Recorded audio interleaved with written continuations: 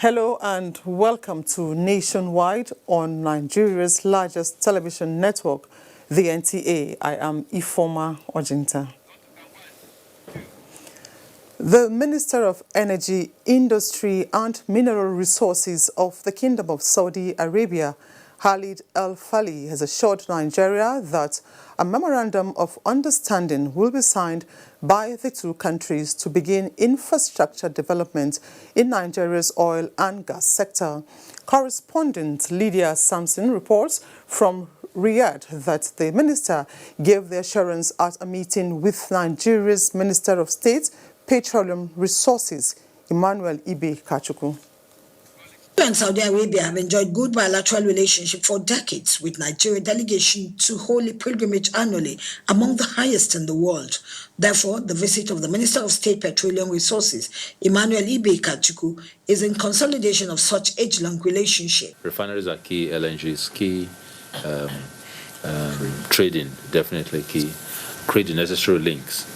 I would like to broaden our cooperation to look at Africa broadly and maybe surrounding countries to Nigeria. The exploratory visit to Saudi Arabia took the minister and his entourage to different organizations in different cities. In Jubal Industrial City, the president of the Royal Commission for Jubal and Jambu, Abdullah bin Ibrahim Al-Sa'adan, and his strategic team took the minister on a guided tour of the gigantic project complex at the National Industrial Development and Logistics Center. The projection is to turn Saudi Arabia to a world hub of logistics strategy. Both countries have nominated their respective OPEC governors to quickly come up with a draft MOU for signing. The Saudi Energy Minister also communicated the blessings of the King and the Crown Prince for the partnership investment, while announcing their readiness to sign the MOU with the Nigerian President, Muhammadu Buhari. From Riyadh, Saudi Arabia, Lydia Sampson, NTA News. Senate is to send a delegation to the British Embassy to condole with the British government over the murder of its citizen, Faye Money, in Kaduna. This followed a motion of urgent public importance, which also resolved to invite the Acting Inspector General of Police, Mohammed Adamu, to brief the Senate on increasing cases of kidnapping in Nigeria. Ignatius Nkwo tells us more. Well, this motion was first presented at Wednesday's plenary on that matter of personal explanation. But because of the sensitivity of that motion, the Senate, in its wisdom, resolved that Senator Shehu Sani, who presented it, should represent the motion as matter of urgent public importance to enable senators express their feelings. And today, the senator has presented the motion with quite a number of resolutions. Well, I have him here. He is here to tell us some of the resolutions that are contained in that motion. Thank you for joining us. Thank you for having me. All right. Now, that motion today has been taken as matter of urgent public importance, and senators have actually spoken. Now, tell us some of the contents of that motion. First of all, that motion was intended to bring to spotlight the reality of killings and kidnappings in northern Nigeria, and also provide solutions that the parliament and the executive can take in terms of finding solutions to them. And these solutions include compelling the telecommunication companies to do everything possible to provide information that where these kidnappers are. And secondly, it's also about the need to have a special task force, joint interagency task force, that will take this war to the kidnappers. All right. Thank you very much for your time, sir. Thank you for having me. All right. Well, we still have here the Chairman, Senate Committee on Media and Publicity, Senator Aliu Sabi Abdullahi. But suffice it to say that as of today, one of the key resolutions is to get the new Acting Inspector General of Police to actually come and tell us the successes being recorded so far. But beyond that, also to actually commiserate with those who have been affected, and in particular the British government. And at a practical level, I think we as an institution, as a Senate, we believe we must begin to look at the legislative framework that will support better security. Thank you very much for your time. Right. Well, the Senate also urged the federal government to immortalize late Justice Maman Nasiri by naming a national monument in his honor. This is what we have for you at the moment. The House of Representatives has resolved to set up an ad hoc committee to investigate alleged non-remittance of stamp duty charges by deposit money banks running into trillions of naira. Tabled at plenary as a matter of urgent public importance, the lawmakers expressed concern that banks charge 50 naira on customers as stamp duty for certain transactions, but fail to forward the amount to the Federation account. The House also passed for second reading a bill to repeal and reenact the Raw Materials Research and Development Council Act and a bill for an act to establish Federal Institutes for Industrial Research. Details in subsequent bulletins. Now, the importance of health records to patient care, human resource and personal health management is being advocated for by healthcare services groups. National Assembly correspondent Omotola Omojola reports that this was at a public hearing by House Committee on Health Services on a bill to reenact health information management in Nigeria and a bill for an act to amend the Institute of Chartered Chemists of Nigeria. The hearing, which looked at the intrinsic benefits of health records management in the country, also aims at ensuring best practices in Nigeria's health sector for universal health coverage. Without any doubt, efficient healthcare data management will help us to improve research policy making and policy decisions in our healthcare. Where the medical and health record cannot be located, the patient may suffer delay in treatment, be exposed to medical errors and repetitions of treatment, denying of patient rights, waste of time, money, and even event death. Whether you are the health records, health information officers, you are chartered chemists, you are doctors, you are nurses, everybody is coming on board to ensure that Nigeria achieves this universal health coverage. On a bill to amend the Institute for Chartered Chemists Act, the public hearing provided room for robust debate on different dimensions to chemical handling in Nigeria, ranging from Medicare, education, security to policy formulation. The proposed amendment will enhance sustainable use of chemicals as an inevitable tool that will play an effective role in the management of chemical security in Nigeria. Look at most of these bumpings in this country, they use chemicals. It's not just explosive, but even the toxic ones, and we must begin to prepare for the future. The health of people is at risk if you don't start managing chemicals based on a life cycle approach. The passage of these two important bills will be a stepping stone towards the reformation of our health sector in providing quality patient care that will match up to international standards. Submissions also emphasized proper implementation of the proposed bills if passed into law for positive impact on society. From the National Assembly, Omotola Omojola, NTA News. House Committee on Pension monitors verification exercise. Dotun in Lagos has more on these and other stories trending in our Lagos Network Center. Thank you, Foma, and welcome to Lagos. The first phase of verification for pensioners and next of kin in federal government parastatals, agencies and institutes under the defunct Defined Benefit Scheme, DBS, has commenced in Lagos. Annie Daniels reports that the House Committee members on pension were on ground to supervise the exercise. Gathered here are Nigerian retirees who have served in various federal government agencies and parastatals. This verification exercise by the Pension Transitional Arrangement Directorate, PTAD, is to correct the observed anomalies as well as streamline the payments of pensioners and gratuities of these pensioners under the mandate. On ground to supervise the exercise, we are members of the House Committee on Pensions. The money is already there. We have appropriated the money. If they have any areas, Peter will take care of everything. Immediately after the competition, a month to 3 months, they will start receiving their alerts. They should be rest assured. With this process, issues like under and overpayments are regularized. Duplicated payments and ghost pensioners are eliminated. Accurate, credible and digitized database of pensioners under the Defined Benefit Scheme, DBS is established and records of next of kin for payments is updated. The exercise is very simple today now. It's not like those who they used to do before, which is very rough. But this one now is orderly. The people who are brought, they are very polite. They address me as an aged person, and I understand them the way they behave. The exercise will be replicated in all 6 geopolitical zones of the country and is expected to last for 6 months. In Lagos, Annie Daniels, NTA News.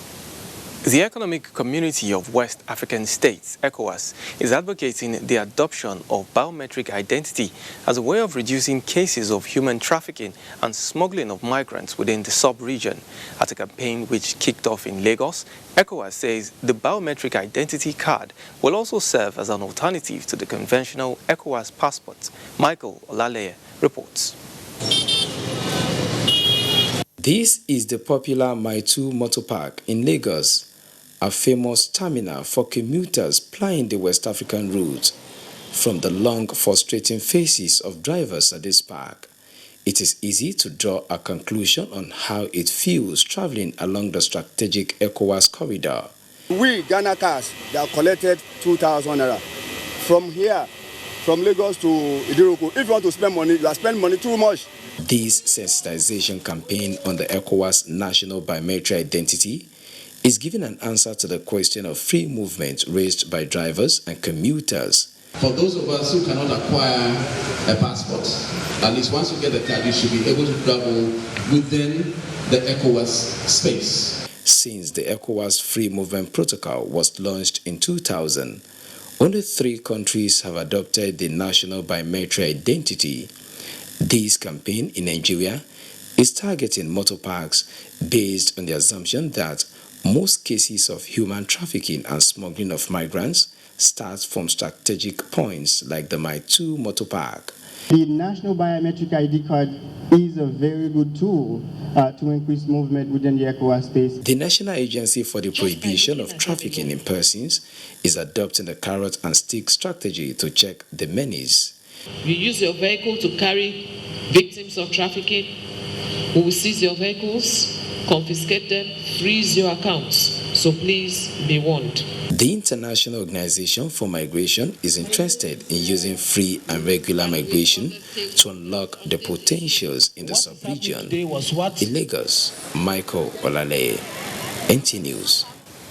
Internet and social media have become a part of human existence. With its widespread and acceptance also comes issues of online piracy, freedom of expression and access to the online space. Ruth Ariyo Samuel was at a forum in Lagos where 352 delegates from 32 African countries converged to prefer solutions to internet challenges confronting their countries. Digital rights describes the human rights that allow individuals access, use, create, and publish digital media or to access and use computers and electronic devices. It also relates to the protection and realization of existing rights, such as the right to privacy or freedom of expression. However, in Africa, these rights are not recognized as access to the internet is still an issue.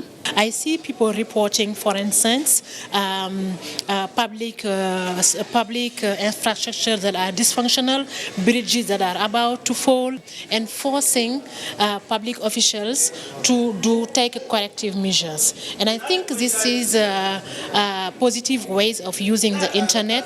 There's wider access to internet. People are becoming more aware of the need to engage through social media and different platforms. So far, it's pretty good. Convener of the 7th Digital Rights and Inclusion Forum, while commending the role cyberspace plays in advancing countries and development, said Nigeria will go a long way if the internet is used as a growth driver. connecting young people to opportunities, and also making sure we protect those spaces so that when they get connected digitally, it is not about clampdowns, it is not about watching your back, but also about expressing yourself freely. I feel we're not really embracing it as a positive force, as a way of enabling human rights. So some sense of common priorities that we can then actually focus on and try and measure progress. Paradigm Initiative is a non-profit social enterprise that builds ICT-enabled support systems for young people in order to improve their livelihood. In Lagos, Ruth Ario Samuel, NTA News. And that's our contribution from Lagos. It's back to Abuja for more on Nationwide. Many thanks, Dotun. Now, the Nigeria Police Force Abia State Command has launched Operation Puff Adder in Aba to tackle the rising cases of kidnapping, armed robbery and other forms of crime in the state. Good News Ara reports that the commercial city is the first after the state capital to have the operation kicked off. The new operation, which is in line with the directive of Inspector General of Police Adamu Muhammad to check banditry and kidnapping, is another landmark in policing Abia State.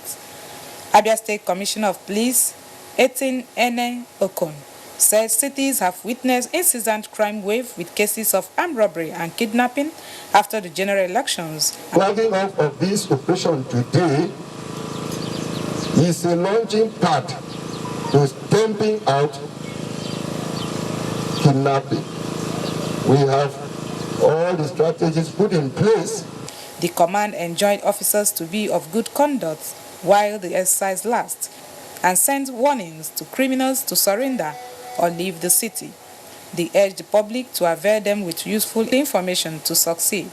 In Aba, Good News Chemaga, NTA News.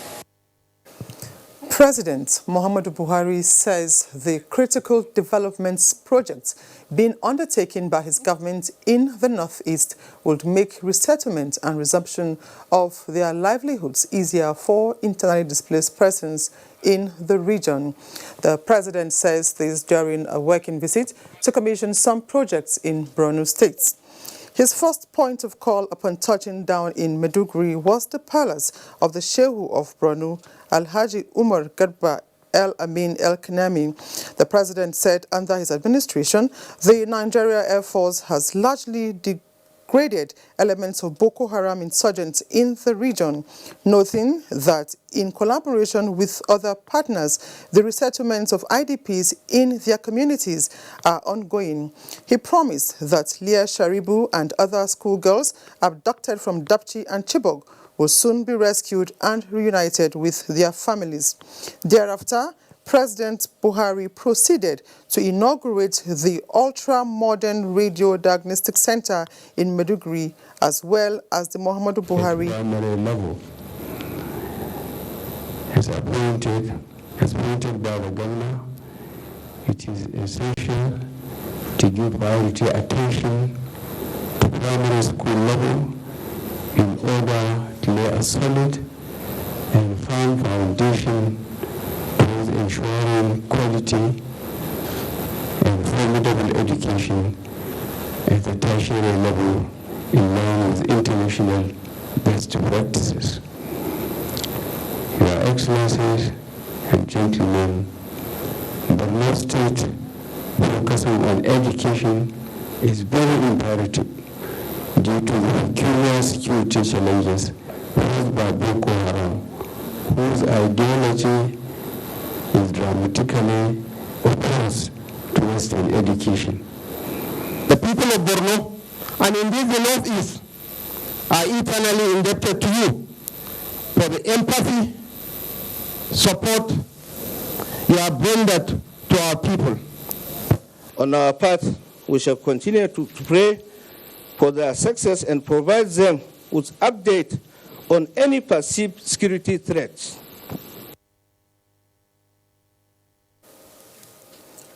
The People's Democratic Party, PDP, in Plateau State has suspended its chairman, Mr. Damishi Shango, and his deputy, Mr. Amos Gombi Goyol, over some allegations. Consequently, the Vice Chairman, Plateau North, Mr. Chris Hassan, has been appointed as the party's acting chairman in the state. Ekemeren Keneng Ladoja reports. Briefing journalists at the party secretariat, the publicity secretary of the party, John Akans, explained that a vote of no confidence was passed on the state chairman and his deputy by the party.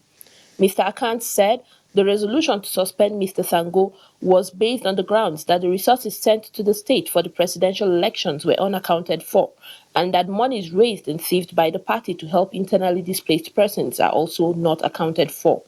Other issues raised was the high-handedness of the chairman and deputy chairman, which has caused confusion in the party, as well as disregard for critical party key players. Mr. Akans said Chris Hassan will take over the leadership of the party as acting state chairman, and that the national secretariat of the party, security agencies have been copied. State executive members of the party cutting across the 3 senatorial zones in the state were present at the briefing. In Jos, Ekemeren Kaneng Ladoja, NTA News. The Court of Appeal, Abuja, has commenced hearing in the appeal filed by the Osun State Governor, Gboyega Oyetola, against Ademola Adeleke's victory at the Governorship Election Petition Tribunal. Olabode Arewa reports that the appellants are challenging the verdict of the tribunal, which voted his electoral victory. The incumbent governor of Osun State, Gboyega Oyetola, and his party, the All Progressives Congress, filed separate appeals, saying that the tribunal erred when it cited the alteration of the results sheets of the election by INEC electoral officers as the major reason for declaring Ademola Adeleke as the winner of the election. Citing Section 138 of the Electoral Act 2010 as amended, Wole Oladipekun, Akin Olujimi, and Yusuf Ali, senior advocate of Nigeria, said the fact that alteration of the result sheets from ECATA were not part of Adeleke's arguments at the tribunal. Adeleke's counsel, Onyechi Ikweazu, SAN, said overvoting, non-recording of voters' accreditation, and alteration of the results after the election had taken place validated the tribunal's view. The 5-man panel, led by Justice Jumai Sankey, deferred ruling on the preliminary objections of the parties to the petition. In Abuja, Olabode Arewa, NTA News. The monthly meeting of the Forum of Security Spokespersons has commenced in Abuja with a focus on enhanced communication management between agencies. Naja Atutijani reports. Key stakeholders in security agree that Nigeria's evolving security challenges are in need of new strategies to tackle the problems. And as these stakeholders meet, top on the agenda is the management of information. This focus on information management, the stakeholders say, is critical to blocking threats and reducing risk in protecting human and other assets. There are discordant tones among the various security and response agencies in Nigeria whenever there are issues of crisis and conflicts in the country. Public relation and information officers of the agencies will be meeting regularly from time to time so that they harmonize certain information that will be available to the public. And of course, for promoting the very, very much desired synergy that will require, or that is required, so to speak, by the security agencies. As these partner agencies put heads together to tackle the evolving challenges to national security, it is expected that the innovative strategies they will adopt after the meeting will be the new standard in security management. Naja Atutijani, NTA News.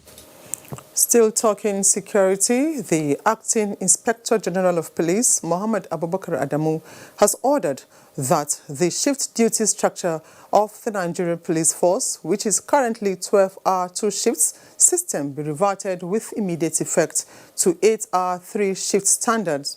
The directive is informed by the need to address the incidences of misuse of firearms and other extrajudicial actions by police personnel attributable to work-related stress and emotional conditions which disorientate their rationality. The acting IGP stated this at the conference of the heads of Nigeria police medical facilities in Abuja, which focus on providing universal health coverage with emphasis on mental health and management of job-related stresses. The acting IGP says the police medical services must review and strengthen its institution towards intervening in national emergencies. It's helpful as a socio-medical component of policing and as a strategic vehicle that will be utilized by the current police leadership to achieve two fundamental objectives. First, to propel the attainment of our community policing vision. Second, to aid in enhancing the emotional, psychological, physical, and mental well-being of all the police personnel. The Minister of Health has put in place several structures to ensure that health is fully developed so that can provide quality health care for Nigerians. And police launches Operation Puff Adder in Enugu. Let's join Comfort in Enugu for more. Thank you, Ifoma, and welcome to Enugu. The Acting Inspector General of Police, Adamu Abubakar Muhammad, has officially launched Operation Puff Adder in Enugu State. Okechukwu Agubama reports that the exercise is initiated to boost security system in the country. Represented by the Commissioner of Police, Enugu State, CP Suleiman Bararabe, stated that Operation Puff Adder is aimed at the providing solution to some topical security challenges in the state, such as armed robbery and kidnapping, and is a coordinated strategy in combating crime in the state. He added that the operation will go a long way in stemming the tide of cases of armed robbery around Afa Egede Road, Umoloba, and Afa Technical School Road. We will continue with the operation launch now. With the personnel we have seen here, they will definitely go and fight this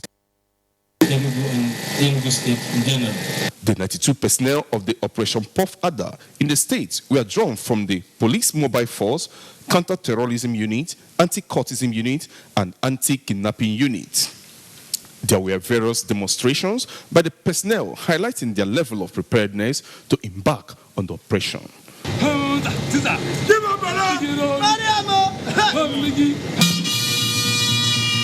In Enugu, Okechukwu Agobama, NTA News. Drug abuse has become a global phenomenon with different countries telling their different stories. In some countries, the issue of cocaine abuse is on the front burner, while in some others, like Nigeria, cannabis and the issue of tramadol and abuse of some other substances has become worrisome. Beauty Ehobame takes a holistic look at this social menace and the way out. In 2019, statistics has it that the prevalence rate of substance abuse in Nigeria is about 13 million people between the ages of 15 and 64, with reports being rife of youth in the charts.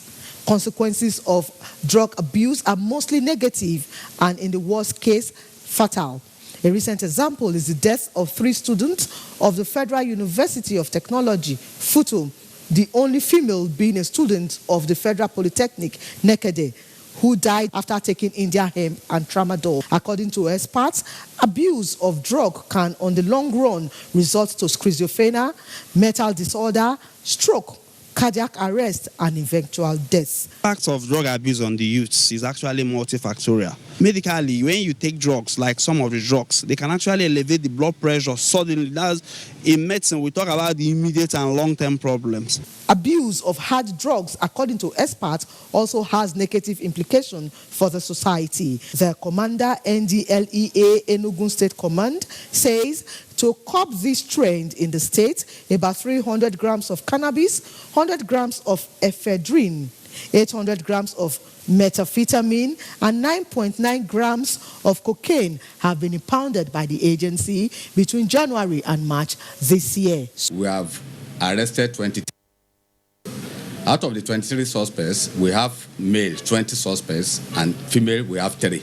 Experts advocate that all factors that make drug abuse prevalent should be addressed because of the threat it portends to the society. In Enugu, Beauty Egobame, NTA News. The Nigeria Football Federation, NFF, has said it will do anything within its means to ensure that the Ilan football legend Christian Chukwu gets the best of treatment. NFF President Amadu Pinnick stated this in Enugu during the presentation of cash donations to Mr. Chukwu by the Chief Executive Officer CEO of Fort Oil, Chief Femi Otedola, for his medical treatment abroad. Susan Eze has the details. The NFF president, Amoju Melvin Pinnick, and the representatives of Fort Oil visited the Enugu residence of the football legend, Christian Chukwu, accompanied by the Enugu State Governor, Ifeanyi Ugwuanyi. Pinnick, going down memory lane of Chukwu's football career from his days in Rangers International, said Christian Chukwu blazed the trail, making the nation proud. Hence, it is only proper that the nation show him love in his time of need. With a cash donation of $50,000, Pinnick assured that NFF will follow through to ensure that Chukwu gets the best treatment in London. Femi Otedola has redeemed his pledge in ensuring that whatever is needed to take him to the hospital abroad has just been given to the family. So we are very thankful to him. Meanwhile, Governor Ifeanyi Ugwuanyi gave Chukwu's son automatic employment as an engineer in the state civil service. Pinnick also announced an ambassadorial appointment by NFF for Christian Chukwu. Speaking through their son, Emeka Christian Chukwu Jr., the family appreciated the gift and the kindness shown to them by Chief Otedola, the NFF, and Enugu State Government. Christian Chukwu was former Super Eagles coach and captain. In Enugu, Susan Eze, NTA News. And that's our contribution from Enugu. Is back to Ifoma in Abuja for more on Nationwide. Good afternoon. Thank you, Comfort. The Buhari Media Organization supports the establishment of a university in Adamawa by the wife of the president, Mrs. Aisha Buhari. The group believes that the negative comments on the initiative could only have resulted from poor perception and misunderstanding of the objectives behind the planned institution. In a statement signed by its chairman, Niyi Akinsiju, the groups or persons making decisive comments against the initiative of the wife of the president do not understand her motive and concepts. The group says the university would be funded by donations, hence the need for support in that regard. BMO noted that the university, which targets women and girl child, would be specialized in science and course of study that are generally lagging behind in that part of Nigeria. Beginning from 1st of June, the Federal Road Safety Corps is to commence full implementation of the penalty point system on traffic offenders. A statement by the Corps Public Education Officer, BC Kazim, says the Corps Marshal Boboye Oyeyemi said this during a critical summit on information technology at the national headquarters, Abuja. Accordingly, offenders who violate traffic regulations for a stipulated number of times will be sent back to driving schools for a retraining, while others will be subjected to compulsory community services according to number of offenses committed. He explained that the penalty point system is already operational in most safety-conscious countries of the world to deter motorists from traffic violation. According to the statement, if a driver receives a statutorily maximum number of points, the driver shall be warned or have his license suspended or withdrawn for between 1 to 10 points offense. The offender pays a certain amount of money as fines, while a warning notification is to be issued to a traffic offender who has accumulated 10 to 14 points penalty. We now pause for some messages. Nationwide continues shortly. Stay with us. People get their news and information from more media sources than ever before. Some of the news and information given are fake, unverified, doctored, and manufactured to create confusion, stir disaffection, and cause disunity. Before you believe or share any news, ask yourself, is this real? Is it from a credible source? If Is it verified or verifiable? Fake news is dangerous. Whether you do it for fun or for political gains, real people can get hurt. Fake news, don't create it, don't spread it. This is a public service announcement from NTA. You can follow us on all our social media platforms: Facebook at NTA Network News, Instagram at NTA Network, Twitter at NTA News Now, YouTube at NTA News Online. Or visit www.nta.ng. For live streaming, visit www.nta.ng/live. Now, you can stay updated on the go, be it on your TV, iPhone, laptop, or iPad, or download the NTA mobile application from your Play Store or App Store. NTA, you can beat the rich. When you hear that sound, you know that Nigeria's most authentic newscast is about to begin.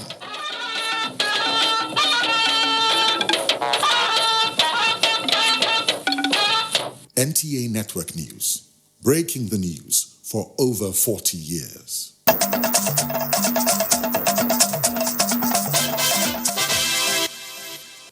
Thanks for staying tuned. Accurate data system and quality health care remain key factors in reducing maternal and prenatal mortality in the world, especially in developing countries. These were some of the recommendations by speakers during the launch of the Maternal and Prenatal Database Platform to improve quality of care during childbirth in Nigerian health institutions. Elizabeth Omori reports. Globally, the cry of a newborn signals hope, joy, and a brighter future for mankind in general. For the family and society, the new life becomes a new dawn. Hence, the need to protect the mother and her child before and after delivery in order to reduce maternal and perinatal deaths. This gathering at the instance of the Health Ministry and World Health Organization provides a platform for stakeholders in the sector to come up with integrated evidence database systems to be harmonized for accessibility within zones and country levels in the promotion of healthcare delivery. Poverty, hypertension, unsafe abortion, and delivery outside primary health facility have been identified as risk factors. With the launch of the scheme, no woman must die when given life, as this is one of the priorities of the present administration. The federal government of Nigeria, in an effort to promote the health of Nigerian mothers and children, is currently implementing the revised basic midwife service scheme with the ultimate goal of ensuring the survival of mothers and their newborn through the provision of skilled birth attendants by recruiting and deploying midwives to underserved areas, improving referral and transportation system, especially where we have high burden of maternal and newborn deaths. What this will do different is that it will have sort of standardized variables that can be comparable in all the hospitals. That is more linked and more, we used to have sort of hard copies, and so this is an electronic platform that is simple to use. To change the narrative, experts maintained that dissemination of data within health facilities, as well as regular medical checks, will reduce the alarming figure. Medical practitioners suggest that obstetric care be made available to pregnant women across the country, as this will go a long way in addressing maternal and perinatal health issues. In Abuja, Elizabeth Omori, NTA News. And Plateau State Commissioner for Health, Dr. Kudin Kamshak, has made a case for eradicating vaccine-preventable diseases through routine immunization and tackling societal impediments to AIDS. The Commissioner gave this indication at a press briefing marking the 2019 African Vaccination Week in Plateau State. Abdul Wahab Babakanti reports. The African Vaccination Week is celebrated annually in the month of April in order to create awareness and raise consciousness on the need to fully protect women of childbearing age and children less than 5 years. And the aim is just to promote the use of vaccines, to know that vaccines can protect people of all ages irrespective of race, irrespective of religion, against what we call vaccines preventable diseases. The commissioner explained that achieving universal healthcare coverage means that all people, no matter their socio-economic status, can access and afford quality healthcare services, and immunization is key in this cause. Giving a spotlight of achievements, Dr. Kuden Kamshak added that immunization remains the best protection against the 6 childhood killer diseases, as well as pneumonia, amongst others. He stressed that in the world over, immunization currently avert an estimated 2 to 3 million deaths every year. An additional 1.5 million deaths could be avoided if global vaccination coverage improves. In Jos, Abdullah Babankanti, NTA News. Farmers in Benue State have made a case for modern farm inputs to boost production as they commence agricultural activities after the commencement of rains in the state. Charles Abba completes the report. That Benue State is known for its appellation food basket of the nation is not a fluke. This continues to manifest itself in different farm produce like rice, yam, tomato, among others. It is to maintain this status that farmers in Benue State consistently engage themselves in agricultural activities when the rains set in, as to ensure food supply and security. Little Dorothy and her mother, Celestina Hassan, are using bare hands to clear grasses preparatory to their cassava and maize farm. Now chemicals go help me, this thing go fine. Fertilizer, chemicals were always sprayed on the grasses where grasses no go overgrow the crop. James Teso and young David, who are already cultivating the land for their crops, appeal to the relevant authorities to assist them with farm inputs for better yields.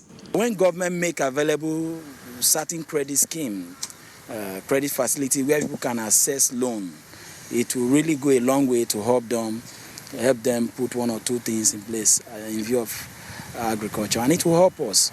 Director of Agriculture, Thomas Nango, and Principal Special Advisor to the Governor on Food Security, Dorcas Ukwe, assured farmers of timely provision of fertilizer, herbicides, and improved seeds this planting season. Makudi, Charles Abba, NTA News. The Ondo State Industrial Hub will generate over 20,000 direct and indirect employment opportunities when working at its full capacity. Wife of the state governor, Mrs. Betty Anyanwu Akeredolu said this during an inspection of the hub situated at Omotosho in Odibo local government area of the state. Olubumi Oke reports. The industrial hub came into being by the signing of a memorandum of understanding between the Ondo State government and the Chinese company. The hub already has over 15 different companies for operations, of which are in wood processing, textile, exploration, and agriculture. Mrs. Akeredolu said she was in the hub with her team, Forum of Wives of State Officials and Women Appointees for WOSO, to assess the giant strides of the government. Aketi is a man of integrity. Aketi is a man that has sincerity of purpose, working to develop Ondo State, working to take Ondo State to the next level. She urged women to task themselves on what they could do to benefit from the industrial hub and other initiatives of the administration aimed at empowering all segments of the state. Mrs. Akeredolu also inspected the ongoing Ore flyover, which, when completed, will further boost commercial activities of Ore, being a gateway to the eastern part of the country, and as well reduce accident rates on the Lagos-Ore-Benin Expressway. In Akure, Olubumi Oke, NTA News. Entrenchment of merit, professionalism and patriotism in public service is the way to go in ensuring that plans, policies and projects of government are executed effectively and efficiently. This view is shared by participants at the first inaugural lecture for the former head of service of the Western region, Chief Joseph Imokede, who was the first secretary to the government and head of civil service of the defunct Midwest region. Experts at the lecture identified nepotism, undue politicization, and lack of training as challenges facing modern public servants. They want concrete measures to attract and retain the best brains in the Nigerian civil service. Unique opportunity in Nigeria today. 20 years of democracy. Luckily, we've gotten it right in that respect. We have a team of leaders today. Let's stop digression. Don't let us start. Let us face the future. Between now and 2030, what do we need to get right? The guest speaker, Professor Tunji Olaokpa, emphasized the need to revisit positive aspects of Nigeria's history in selfless public service delivery. Not just the crafting of a strong public service reform strategy, which is, we have more than enough, but one matched with competently implemented change management strategy. The forum also stressed the need for teamwork and leadership, by example, by managers in the public service. Another break beckons. We will be back in a moment.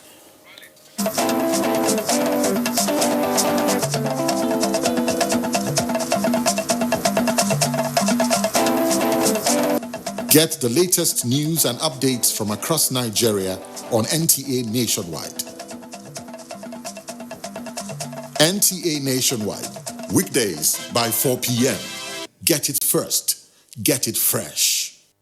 We, the members of Nwalusi family of Ngene Village, Amobia, Okasa local government area of Anambra State, announce the death of our wife, sister, aunt, mother, grandmother, and great-grandmother, late Mrs. Josephine Aduke Ige Nwalusi Iyawo Ni Adesire, who answered the divine call on the 22nd of January 2019, aged 82 years. Burial arrangements, Friday, 24th April 2019, by 8 a.m., lying in state at her husband's compound, 9 Enugu Agidi Road, Amobia. 10 a.m., funeral service at her husband's compound, Amobia. Interment follows immediately after service at her husband's compound. Saturday, 27th, condolence visit by in-laws, friends, and well-wishers. Sunday, 28 by 10 a.m. Thanksgiving service at St. Peter's Anglican Church, Amobia. Mama, may your soul rest in peace. Amen. Mr. Arakwe W. Nwalusi, for the family.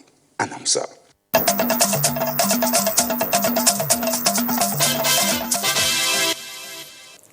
Now, it is said that education is the bedrock of every nation. This was the focus of the inauguration of an Abuja-based school of pension and retirement planning, whose vision is to improve human capacity development through education. The aim of the School of Pension and Retirement Planning in Wuse, Abuja, is in response to the growth and far-reaching implication of pension as a means of livelihood to millions of Nigerians and its role of financial intermediation and influence on economic development. Having as its major objective contributing towards education and career roadmap in pension administration and management, I sincerely and wholeheartedly congratulate the visionary spirit of the promoters of this institution. Encourage innovation, enterprise, and ingenuity, especially in the education sector. With the analysis of the pension industry formal sector participants and the pension funds and assets, which cumulatively constitute a significant proportion of the Nigerian financial sector, this emphasized the need for academic training and research for the general well-being of the country. We are part of the birthing process of this institution because we were part of the team that developed the curriculum. To the founder of the institute, Musa Ibrahim, the inauguration marks a significant milestone in the educational development of Nigeria at large. Every organization will have to be able to educate people in terms of retirement life, and every organization should be able to inculcate some entrepreneurship skills in people when they are working, so that when they leave work, because people are living longer and longer now, they should be able to have capability of doing certain things. If you don't, then you're going to have a miserable retirement, and we think this school is going to assist in that at a very national level to provide those things. In Abuja, Bossede Ebo, NTA News. For teachers and instructors in developing countries to catch up with advanced societies, there is need for paradigm shift in the way they impact knowledge to learners. This was the position of a university lecturer, Katrina Kopp of Department of Educational Foundation, University of Jos, a conference on education administration, innovative teaching strategies organized by Chartered Institute of Educational Practitioners, UK. Speaking on when the drummers change their beats, the dancers must also change their steps. Teaching strategies in the 21st century, the university don said more questions should be put to learners to elicit their curiosity and make the environment more interactive and teacher and learner friendly. Is to identify what are their current ideas. Because in children's everyday experiences, they get ideas about the natural world, about mathematics, about English. And so one of the roles of the teacher is to identify what do children already know and how can we guide them to know more, but then also how can we correct some of their misconceptions. The idea of organizing this conference is to expose Nigerians to the new innovative ways most of these teaching they do in Nigeria are done overseas. It's just bridging the gap basically between the overseas educational system and Nigeria educational system. Nigerian business communities have been urged to avail themselves with the opportunities provided by the African Growth and Opportunity Act in the interest of increase in the country's foreign exchange earnings and economic growth. This came to the fore at the sensitization program on African Growth and Opportunity Act held in Sokoto. Abdul Rahman Usman Jibrila completes the story. African Growth and Opportunity Act is a United States of America statutory trade preference law that allows sub-Saharan African countries to export duty and quota-free 6,500 goods to the United States. It was signed into law by the Trade and Development Act in 2000 with a view to promoting increased access and opportunities for United States investors and businesses in sub-Saharan Africa. Nigeria is one of the sub-Saharan African countries participating in the program since 2000. This informed the decision of the Federal Ministry of Industry, Trade and Investment to go around the country to further sensitize Nigerians to know more about the benefits of the program. Nigerian exporters could export their products to the USA duty and quota free, which makes their products more competitive than other countries that have to pay duties. Accessing finance and credit facilities remain a nightmare to manufacturers, exporters, and small and medium enterprises. Hence, many Nigerians cannot benefit from it. From registration to documentation to everything is easy. Even what you pay in terms of registering and the rest, we want to bring it down so that the cost of doing business will be reduced. Currently, there are about 6,500 products eligible to be exported to the United States of America under the African Growth and Opportunity Act. The scheme, scheduled to end in 2015, is now extended to 2025. In Sokoto, Abraham Usman Jibrila, NTA News. And reports just reaching us states that President Muhammadu Buhari has proceeded to the United Kingdom on a private visit. He is expected to return to Nigeria on May 5th, 2019. And for the latest in the world of sports, let's join Ayodeji Makinde on sports updates. Attention.